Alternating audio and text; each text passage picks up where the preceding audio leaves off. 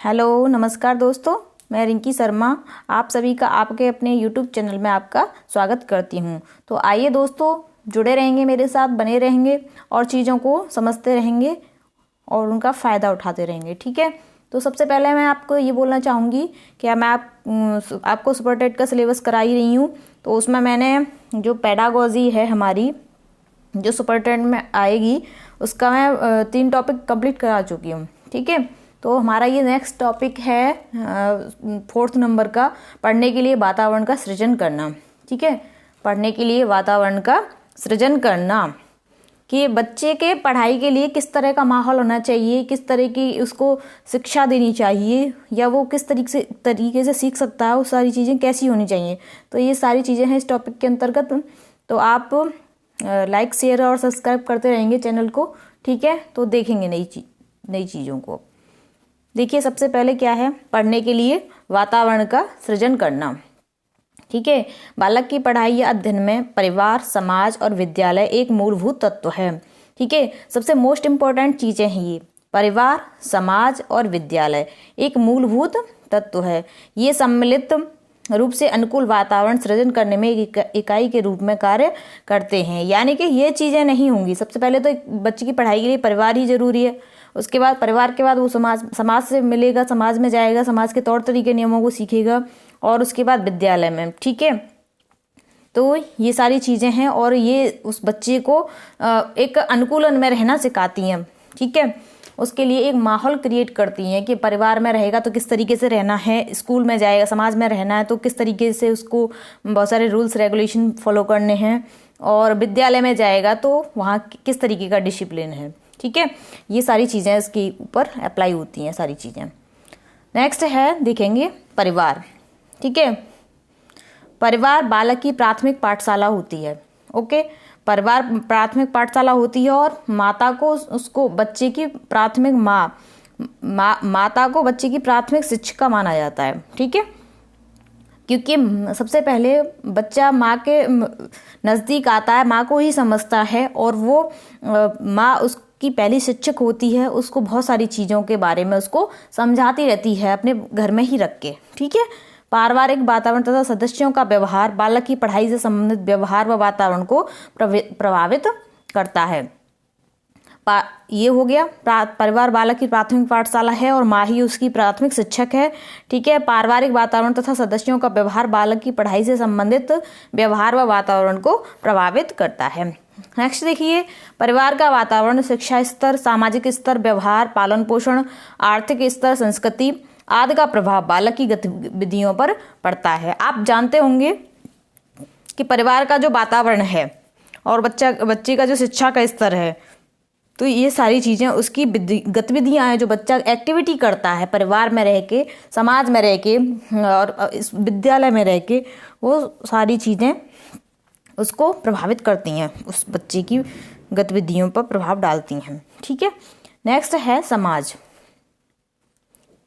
परिवार हो गया, समाज हो गया, परिवार हो गया, आपको समझ में आ गई होंगी बातें। ठीक है, नेक्स्ट है समाज। परिवार के साथ ही समाज एक ऐसा तत्व है जिससे बालक सामाजिकता की भावना, संगठन, प्रेम, स्नेह, द्वेष व घृणा की भावना आदि को ग्रहण करता है। ठीक है, तो वो कहाँ से सीखता है सारी चीज़ों को?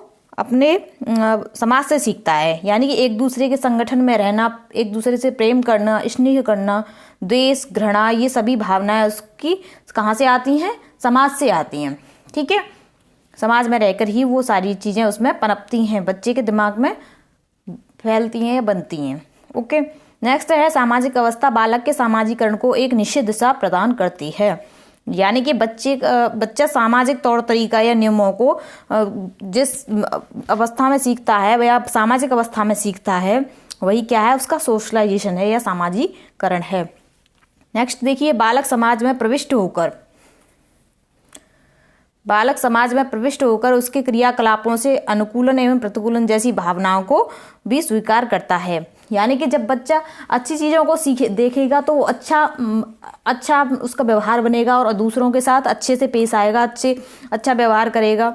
ठीक है, अगर उसके सामने कुछ नकारात्मक हो रहा है, कुछ नेगेटिव चीज़ें हैं, तो वो उसी के अनुसार अपने आप को ढाल लेगा। ठीक है, अच्छा माहौल मिल रहा है तो अच्छी चीज़ें सीखेगा, अच्छी आदतें सीखेगा। अगर गलत माहौल मिल रहा है उसको तो वो गलत ही चीज़ सीखेगा। ठीक है, समाज में रहकर। देखिए, अनुकूलन प्रतिकूलन जैसी भावनाओं को भी स्वीकार करता है। नेक्स्ट आता है विद्यालय। परिवार देख लिया, समाज देख लिया, उसके बाद बच्चा कहाँ जाके मिलेगा? विद्यालय में जाके। थोड़ा बड़ा हो जाता है उस टाइम तक विद्यालय जाने लायक, तो देखेंगे इसको। विद्यालय एक ऐसी संस्था है जहाँ बच्चों के शारीरिक, मानसिक, बौद्धिक एवं नैतिक गुणों का विकास होता है।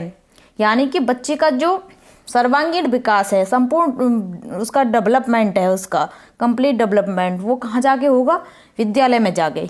यानी कि उसका वहाँ पे शारीरिक होता है विकास, मानसिक विकास भी होता है, बौद्धिक भी होता है, एवं उसको नैतिक बातें भी बताई जाती हैं, नैतिक चीज़ों से भी उसको रूबरू कराया जाता है। तो ये सब चीज़ें कहाँ जाके मिलेंगी? विद्यालय में जाके मिलेंगी बच्चे को। नेक्स्ट है विद्यालय का पाठ्यक्रम। ठीक है, नेक्स्ट है विद्यालय का पाठ्यक्रम। यानी कि विद्यालय का पाठ्यक्रम, कार्यक्रम, शिक्षक, अन्य बालकों का समूह, कक्षा, कक्ष प्रणाली आदि ये सब आते हैं इसके अंतर्गत। ठीक है, तो नेक्स्ट देखेंगे हम इनको। विद्यालय का पाठ्यक्रम, कार्यक्रम, शिक्षक तथा अन्य बालकों का समूह, कक्षा, कक्ष प्रणाली आदि पढ़ाई के अनुकूल वातावरण तैयार करने में सहायक होते हैं। ठीक है, विद्यालय कैसी संस्था है? एक ऐसी संस्था है जहाँ पर बच्चों के शारीरिक, मानसिक और कैसा उसका शारीरिक हो गया, मानसिक हो गया, बौद्धिक, नैतिक, ये सभी गुणों का विकास होता है उसका। यानी कि संपूर्ण डेवलपमेंट चाहता है टीचर। ठीक है, विद्यालय का पाठ्यक्रम, कार्यक्रम, शिक्षक, अन्य बालकों का कक्षा, कक्ष, समूह प्रणाली आदि पढ़ाई के अनुकूल वातावरण तैयार करने में सहायक होते हैं, ये सारी चीजें।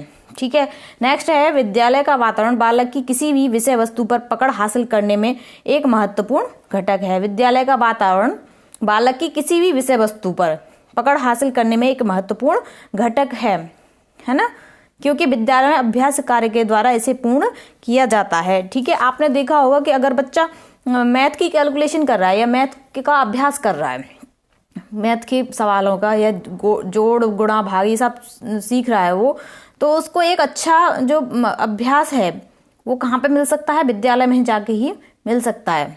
ठीक है, नेक्स्ट है विद्यालय एक ऐसा संस्थान है जहाँ विभिन्न प्रकार के शिक्षण सामग्रियों के द्वारा अध्यापन अधिगम को सरल, प्रभावकारी व रुचिकर बनाया जाता है। यहाँ पर विभिन्न प्रकार की शिक्षण सामग्री, जो उसका टीचिंग एड्स है या जो करिकुलम एक्टिविटी हैं, उन सभी के द्वारा उसके सीखने को, उसकी लर्निंग को सरल भी बनाया जाता है, इजी भी बनाया जाता है, क्योंकि बच्चा टीचर एक अच्छे तरीके से उसको इजी वे में समझाएंगे तो वो जल्दी से समझ जाएगा। ओके, अगर ये खुद से ही वो कोशिश करता है तो वो शायद इतनी जल्दी नहीं समझ पाए जितना कि टीचर उसे अच्छे से समझा सकते हैं। नेक्स्ट है इंद्रियों का प्रयोग के आधार पर शिक्षण सहायक सामग्री को मोटे तौर पर 3 भागों में बांटा जाता है। यानी कि आपने देख लिया कि उसको विभिन्न प्रकार के टीचिंग एड्स प्रदान किए जाते हैं, जो शिक्षण सामग्रियां हैं वो प्रदान की जाती हैं। तो ये सामग्रियां कौन कौन सी हो सकती हैं, इनके प्रयोग के आधार पर इनको देखेंगे।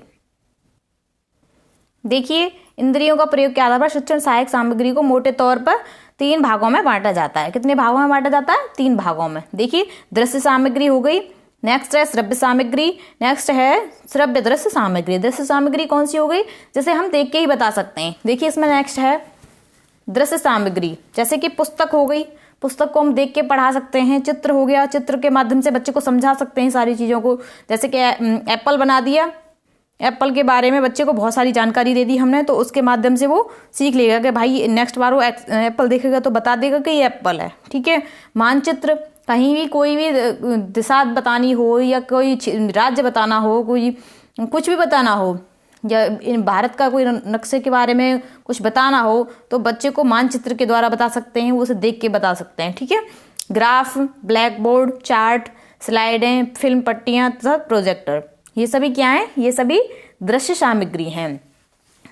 ठीक है, जैसे कि ये सारी चीज़ें हो गई। ग्राफ का कैसे बताएंगे? ग्राफ को बच्चे का जैसे इतिहास, भूगोल बताना है, बच्चे को गणित बताना है, विज्ञान बताना है, तो ये सब ग्राफ से बड़ी आसानी से बता सकते हैं। ओके, नेक्स्ट है श्रव्य सामग्री। श्रव्य सामग्री कौन कौन सी होती है? Radio, telephone, gramophone, teleconferencing, tape recorder आदि, ये सभी क्या है? श्रव्य सामग्री। ठीक है, अगर हम क्लास में चलाते हैं इन सब चीज़ों को तो बच्चा आसानी से सीख लेगा। ओके, नेक्स्ट है दृश्य श्रव्य सामग्री, जैसे कि चलचित्र, दूरदर्शन, कंप्यूटर आदि, जो दिखाई भी देते हैं और सुनाई भी देते हैं। दृश्य मीन्स दिखाई देना, श्रव्य में सुनाई देना। चलचित्र टीवी हो गया, दूरदर्शन, कंप्यूटर आदि, ये सभी चीज़ क्या है? ये सभी दृश्य सामग्री के अंतर्गत आती हैं। ठीक है, नेक्स्ट है कक्षा कक्ष का वातावरण। हमने ये सारी चीज़ देख ली। उसके बाद विद्यालय सामाजिक से रूबरू होले हम। उसके बाद हम बताएंगे कक्षा कक्ष का वातावरण, यानी कि बच्चे का पढ़ने के लिए एक माहौल कैसा होना चाहिए, बच्चा किस माहौल में अच्छे से पढ़ पाएगा, पढ़ाई कर पाएगा। तो ये सारी चीज़ें हैं इसके अंतर्गत। देखिए, कक्षा कक्ष का वातावरण एक बहुआयामी सोपान है जो बालक की पढ़ाई के अनुकूल वातावरण तैयार करने का महत्वपूर्ण कारक है।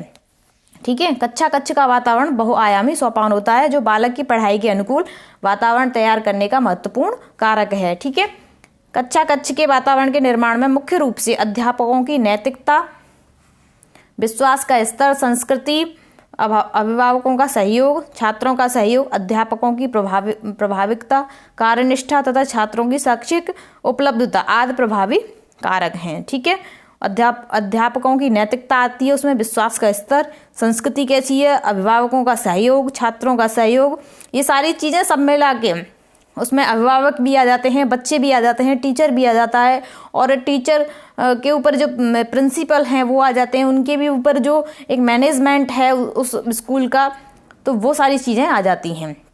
ठीक है, ये सभी मिलके एक कक्षा कक्ष का वातावरण का निर्माण करते हैं। ओके, नेक्स्ट देखेंगे। नेक्स्ट आता है कक्षा कक्ष वातावरण के प्रकार। ठीक है, कैसा कैसा वातावरण होता है कक्षा कक्ष का? कक्षा कक्ष का जो वातावरण है वो किस प्रकार का होता है? खुला वातावरण, नियंत्रित वातावरण, स्वायत्त वातावरण और पैतृक वातावरण। यानी कि हम किस तरीके का वातावरण रख सकते हैं? खुला वातावरण रख सकते हैं, या नियंत्रित वातावरण रख सकते हैं, या स्वायत्त या पैतृक। ठीक है, ये सभी प्रकार हैं इसके। नेक्स्ट है इसको कक्षा कक्ष के वातावरण को प्रभावित करने वाले कारक। ओके, तो देखिए इनके बारे में। देखिए इसको कक्षा कक्ष वातावरण को प्रभावित करने वाले कारक। तो नेतृत्व संबंधी कारक आते हैं सबसे पहले। इसमें क्या है? अलगाव। इसमें अलगाव के अंतर्गत क्या आता है? इसमें व्यवहार औपचारिक होता है, ठीक है, और निर्वैयक्तिक होता है, कोई व्यक्ति विशेष के लिए नहीं होता। ठीक है, कैसा होता है? निर्वैयक्तिक होता है। इसमें कार्य नियमन से होता है, यानी किसी के साथ कोई लगाव नहीं होता, अलगाव होता है इसमें। ठीक है, नेक्स्ट है कार्य व परिणामों पर बल। इसके अंतर्गत अध्यापक कार्य तथा अच्छे परिणामों के प्रति सचेत रहता है। ठीक है, इस बहुत ही बल दिया जाता है इसकी इन सब पे, इन सारी चीज़ों पे, कि अच्छे परिणाम आए बच्चे के और अच्छा कार्य हो, अध्यापक अच्छे से कार्य करें, ये सारी चीज़ें आती हैं। ओके, नेक्स्ट है उदाहरण प्रस्तुत करना। इसमें प्रेरणादायक व्यवहार को शामिल किया जाता है, यानी कि अच्छा व्यवहार होना चाहिए टीचर का। तो ये सब हैं। एक अच्छा कक्ष का वातावरण बहुत अच्छा होना चाहिए और बच्चे पर कोई भी नकारात्मक प्रभाव ना पड़े। ओके, तो नेक्स्ट है मानवीय व्यवहार। इसमें छात्र तथा शिक्षक के मध्य से संबंध देखा जाता है। ठीक है, और मानवीय व्यवहार कैसा? ऐसा तो नहीं है कि वो टीचर बच्चे के साथ बहुत ही गलत व्यवहार, दुर्व्यवहार कर रहा हो, है ना। ये सारी चीज़ें बहुत ही मायने रखती हैं एक क्लास के वातावरण को मेंटेन करने के लिए। यानी कि बच्चे के जो जिस क्लास का बच्चा है उस क्लास में कैसा टीचर है, ये बहुत बड़ी बात है अपने आप में। ऐसा नहीं है कि बच्चा कुछ गलती करता है तो टीचर उसको बहुत बुरी तरीके से पीटता है या उसको दंडित करता है, तो ऐसा नहीं होना चाहिए। ओके, तो ये सब मानवीय व्यवहार के अंतर्गत आती हैं चीज़ें। नेक्स्ट है समूह संबंधी व्यवहार। ठीक है, समूह संबंधी व्यवहार कैसा होता है? उदासीनता। नेक्स्ट है इसमें पॉइंट उदासीनता। तो उसमें क्या आएगा? इसमें ऐसी भावना होती है कि शिक्षकों की अनुभूति से होता है। ये कैसी भावना है? शिक्षकों की अनुभूति से संबंधित भावना है, जिसमें विद्यालय के प्रति उनकी भावना को देखा जाता है, यानी कि टीचर की भावना कैसी है। ठीक है, उदासीनता या टीचर की भावना कैसी है, वो सारी चीज़ें देखी जाती हैं। नेक्स्ट है बाधा। तो इसमें क्या है? इसमें इसमें जो प्रधान अध्यापक जो टीचरों के ऊपर भार डालता है उसको देखा जाता है, ठीक है, उसको बाधा या अवरोध कहते हैं। नेक्स्ट है मनोबल। इससे शिक्षकों को संगठन में कार्य करने का पता चलता है, ठीक है, जैसे किस तरीके से टीचर संगठन में रह के कार्य करते हैं, ये सारी चीज़ें मनोबल के अंतर्गत आती हैं। यानी कि ये इसका नाम ही है टॉपिक का, समूह संबंधी व्यवहार, तो मनोबल, घनिष्ठता, ये सब चीज़ें आ जाती हैं। नेक्स्ट है मतलब घनिष्ठता के अंतर्गत आप जानते हैं कि टीचरों के आपस के बीच का जो संबंध है वो कैसा है, तो ये घनिष्ठता इसके अंतर्गत आ गई। तो आपको कैसा लगा ये सारा मैटर, आप मुझे कमेंट में जाकर ज़रूर बताएंगे, और नेक्स्ट वीडियो के लिए आप बोल सकते हैं मुझे, ठीक है। ये सारे टॉपिक जो मैंने करा दिए हैं, 4 टॉपिक कंप्लीट हो गए आपके सुपर टेट के, तो इसकी जो क्वेश्चन सीरीज़ है मैं किसी एक वीडियो में सारे क्वेश्चनों को कराऊंगी और कंप्लीट करा दूंगी उनको, ठीक है। तो आप मुझे बता सकते हैं और चीज़ों को समझते रहेंगे, मेरे साथ बने रहेंगे और मुझे भी सपोर्ट करते रहेंगे, और लाइक शेयर सब्सक्राइब कर देना, ठीक है। और वीडियो कैसी लगी इसके बारे में आप मुझे कमेंट करके ज़रूर बताएंगे। Okay, thank you.